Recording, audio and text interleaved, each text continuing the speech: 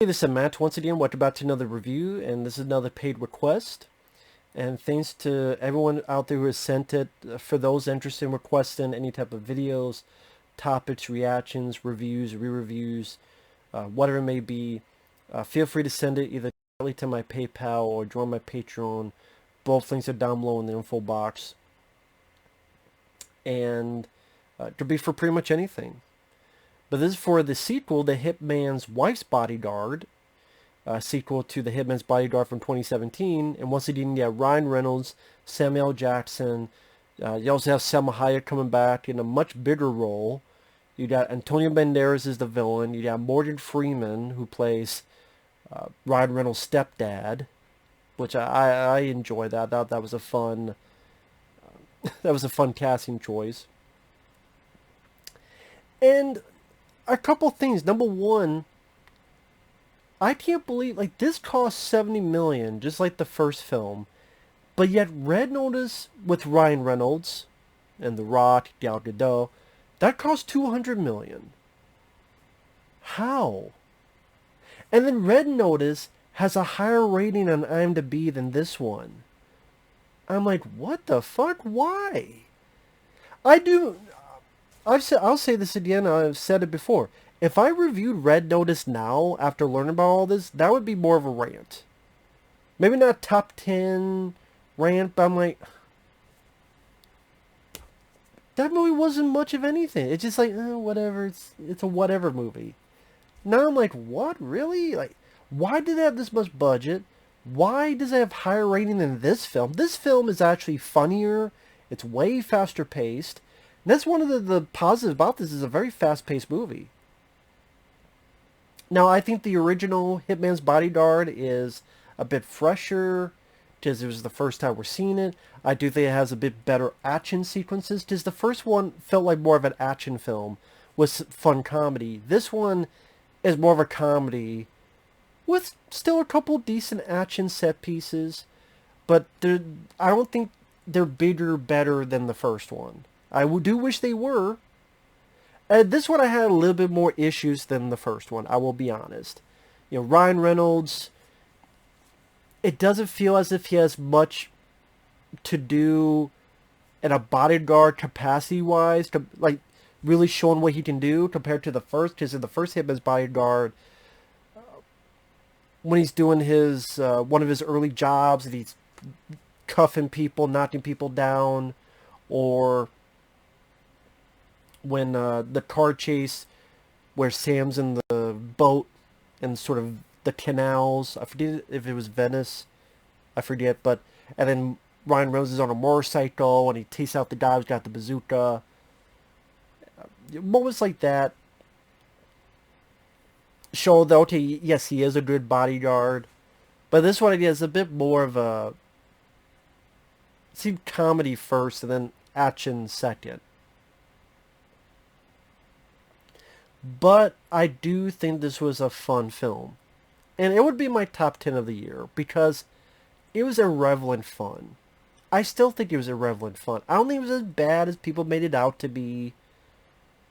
I know people like Brad Jones, Cinema Snob. A lot of people did not like this film. And I'm sitting there going, this does seem like a throwback. Not a perfect throwback.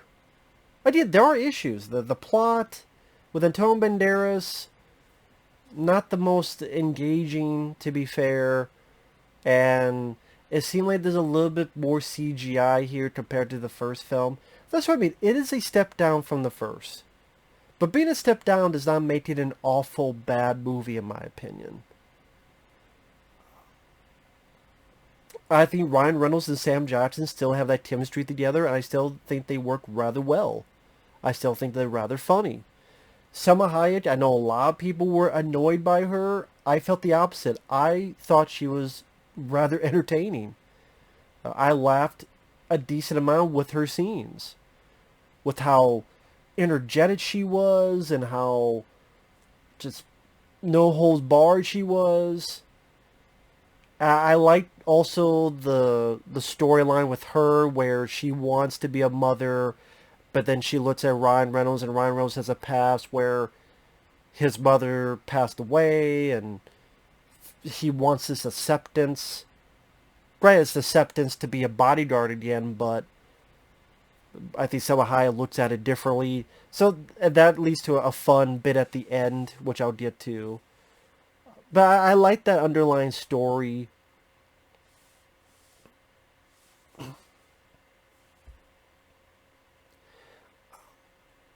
And yeah, I thought the three of them worked rather well together. You still had some entertaining action sequences. And like Salma Hayek, Sam, you did more of them interacting with each other. It still was a fun time at the movies. 90 minutes went by very fast. At this point, Ryan Reynolds, I just after the first film was a little bit in therapy from Sam Jackson. I thought he was fine at the end of the first film, but I guess there's some residual effects of all the stuff going on. So he's on vacation, trying to relax, and boom, he gets right in the middle of an action scene, and Salma Hayek has to get him out of there.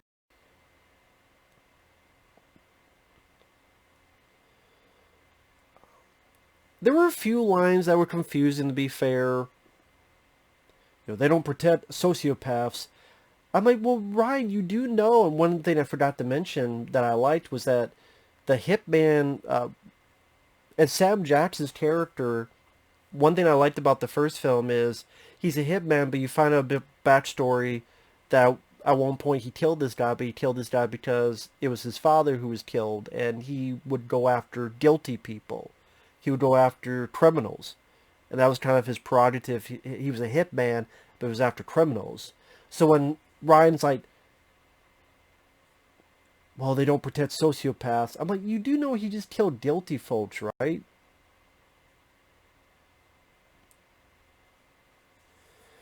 But with that said, there were some really fun lines to me. Like Selma Hayek getting pissed at Ryan and going, if you don't move, I'm going to get my strap on. I'm going to fuck your dreams till they are nightmares. I need to learn. I need to use that sometime. I mean, I'm without the strap on part, but I'm going to fuck your dreams till they become nightmares. I'm like, I've never heard that before, but I think that's a rather entertaining line. And the action scenes are competently made, in my opinion. Again, sometimes a little bit too much CG compared to the first, but they're competently made, and I understand what's going on, and they're still better than anything I saw Red Notice. Let's say like Red Notice, the action scenes in here are better directed than in Red Notice, and it's a funnier movie than, well, I guess in my opinion, I think it's a funnier movie than Red Notice. But Red Notice has a higher rating and was number one on Netflix, while this film just bombed at the box office. That's too bad. That's too bad because I would have been open to a third movie because I do enjoy the character. That's the thing. I enjoy the characters. Kind of like how I enjoy another 48 Hours. It has its flaws, but I enjoy the characters and they help overcome the flaws. And like Selma Hayek, where she's talking about you try to open up to Ryan Reynolds and, about how her and Sam are trying to have a baby, things are not working out, and Ryan just doesn't want to hear this, Ryan Reynolds. And it was the Holy G, and Ryan's like, you're what? My pussy, motherfucker, my pussy just too tight. Just, maybe because just growing up with Selma Hayek and the type of movies she's been in, I never really get to see her be like this. I mean, I liked her in Everly, which is an action film she was in that sadly no one talks about. I thought that was a fun film. Of course, she was in the first From Dusk Till Dawn. And also, it was cool later on to see her and Antonio Banderas together. Just like, oh, cool, a Desperado reunion. I don't know if they worked together in the same frame since Desperado. They might have, I don't remember, but again, it was cool to see a little Desperado reunion. And Antonio Banderas is not a whole lot to his character, sadly. On the flip side, it's always cool to see Antonio Banderas. And Frank Grillo, I do like him. He plays an Interpol agent.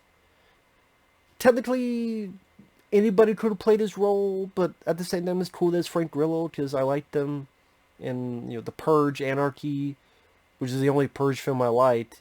He's been in other stuff. Boss Level that came out this year. He starred in that. I thought that was a rather good film. And again, the movie went at a fast enough pace. I was never bored, and got chuckles out of me. Ryan, okay, we gotta go save Sam Jackson. We're gonna sneak in. Nope, she goes in, blasts a bunch of bad guys, and just Ryan's reaction of, "What have you done?" I mean, Ryan Reynolds. People say that he just plays Deadpool. No, Red Notice, yes. Red Notice. Oh, he just plays the same type of character. These films, he doesn't play the same type of character. This is not the same type of character as Deadpool. Like I said in the first film, even less in this, he's more reserved and scared, and he at first he doesn't want to kill it. He's on sabbatical, and yeah, there's a sarcastic wit to him, but it's not the same as Deadpool. It's not filled with confidence and snarkiness.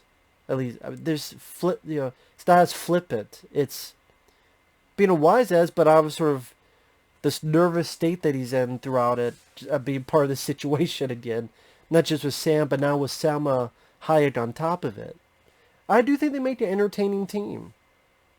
And there's moments like when he pepper sprays a bad guy, and then Sam shoots him in the head. The guy, not Ryan. That'd be a different movie. He shoots the bad guy in the head, and the blood hits Ryan in the face as he was in the middle of pepper spraying. And Sam's like, "What are you doing? What are you doing? You got pepper spray? What are you doing?" And the way Selma fights with Sam Jackson, I thought they play off each other well. You need a cool date on my honeymoon. Well, I took your job. Well, fuck you. You took your job. Fuck you.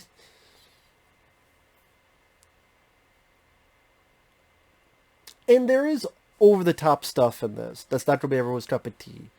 Like, Salma Hayek thinks Sam's cheating on her. Till she's in the car, she sees Sam talking, and the look on her face, and drives. And then Sam and Ryan are there, and then Sam walks out, and the way Ryan goes, "Where are you going?" For some reason that made me laugh. That's sort of quiet, "Where are you going?" And then boom, Ryan Reynolds gets hit. It is very over the top. It's silly, but I thought it was escapism, fun, entertainment. I did. I did chuckle out of it.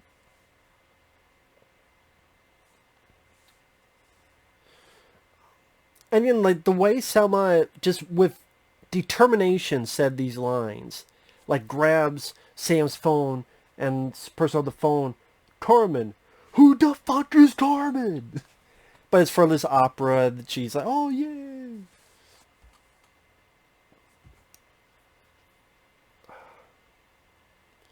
And again, like there are moments that it made me chuckle. He's at one point Ryan Reynolds took a hit for Salma Hayek, and later on she gives him like she thinks it's painkillers. So we're gonna get out of here. Bad guys are attacking us. Boom, they're driving, and I like the song choice. Tina Turner, "Simply the Best." Boom, new, new. And then you come to find out he's been passed out the whole time. He imagined the whole thing. And Sam's like, "Hey, hey, what are you doing? Hey, what are you doing? What'd you give him?" That's what I mean. It goes so quick and fast that to me it never got boring. So while I do think the first film has a bit better action, and this felt faster paced. And Ryan Reynolds, "We gotta go see my stepdad." At Sam's reaction of seeing that it's Morgan Freeman, he's like, "What the fuck?" "What? Uh, what about, huh? What you said? Huh? What? That my dad is a author? Like, what's the deal? Okay? Why are you beating about the bush?" And Morgan Freeman's like, "Son, the phrase is beat around the bush." And it's always cool to see Morgan Freeman in there. He's getting up there in age. He's a great actor. Loved him in The Shawshank Redemption, and even in films like Hard Rain. And I just always loved Morgan Freeman. Outbreak.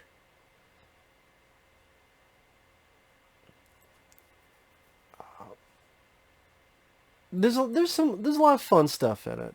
There's a reference to Overboard, which is entertaining to have in there. The film with Kurt Russell, uh, the way they handle this torture sequence where Ryan and Sam are being tortured. I don't know, the way that was handled, that was entertaining. The bull finale where Ryan has to take care of people, bad guys. Sam has to take care of bad guys. I don't want to give all that away for those who haven't seen it. So I at least won't give those parts away. But yeah, I mean, it does have issues compared to the first. Like I said, I do think the action is not as grand or as well articulated. Because the action scenes were fun and competent, but nothing that made me go, wow. Like the first film, I did that boat, motorcycle, bad guy car, all put together. Oh, wow. Same with when Sam had that car chase and Ryan Reynolds is find the guy with the axe and chains and nail gun in the sporting goods type of store.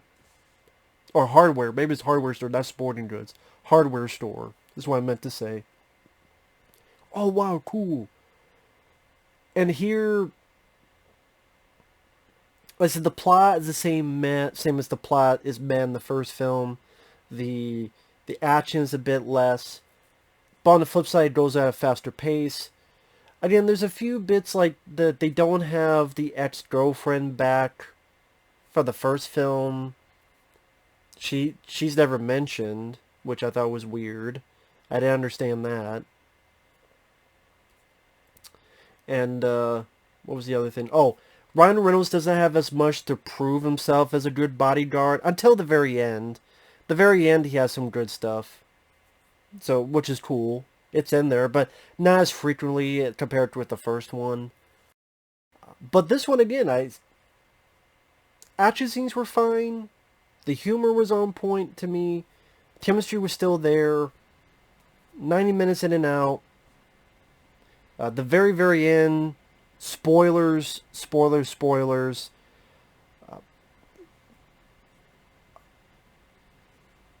Salma Hayek has something.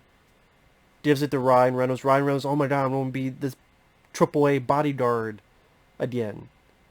And she's like, no. We adopted you. And Ryan and Sam's like, what the fuck?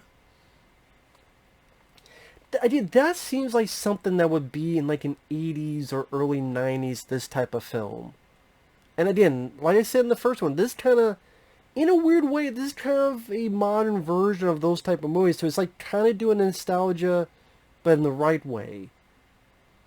Well, it has that same kind of vibe and feel, at least to me. Again, this is a bit more flawed than the first. Like a little bit too much CG. And Banderas, I wish there was a bit more to him as the villain. I do. Like, okay, let me put it this way. I probably give the first Hitman's Bodyguard maybe, I think before I gave it 3.5, like on my letterbox, I would probably say 4. I'll probably say, watch it again. The first one I would give like 4 stars, and this one I would give like 3.5 stars. It's a step down, kind of like 48 hours to another 48 hours. But I still enjoy both. And again, I don't think it's as bad as people make it out to be. I don't think it deserves a lower rating than Red Notice. It's sad that it bombed at the box office because it was fun, escapism, entertainment. There's no fucking political bullshit. There's no fucking, oh, women are better and boys drool. It didn't ruin franchises. It didn't really hurt the first film. It didn't make the first film completely pointless. It was a fun installment that I find it. I know I keep going back to this. People will be pissed. I just find it like you look at Ghostbusters Afterlife. To me, that hurt the previous films. Oh, Egon Spangler. He was right, but he became a crazy, kind of a bit crazed, and he could have still kept in touch with his family and do this at the same time, but he didn't for some reason. He just do both, but no. he died alone, and then Ray became bitter and depressed to the point he said Egon Spengler can rot in hell. But this is a love letter to fans. While this one, like, treated his characters fairly well, better than that, and this kind of gets the shaft. And I don't know. I just looked at the sequels that get praised, and then sequels like this that get shit on. And I went, yeah, I'm not saying this is a classic and on par, but I'm just saying, in this bottom of the barrel for entertainment, I got more laughs out of this. And someone's like, well, Ghostbusters Afterlife is not, doesn't matter if it makes you laugh. I'm like, but I thought it was a comedy. Someone said, no, I wasn't expecting to laugh at the film. There's a new Ghostbusters movie, you don't expect to laugh? That was a comment I got. I mean, I don't know, I that just came to mind because I just saw that comment today, and they have a right to the opinion. I just think about like sequels today. If you like the first film and you just want to have a fun time, I think it's well worth it. I think it's well worth it. So I liked it. I wasn't, disappointed. There's things that could be better, but again, I would someday get in my collection. So with that said, thanks for watching. Take care. We'll see you guys later. Bye-bye.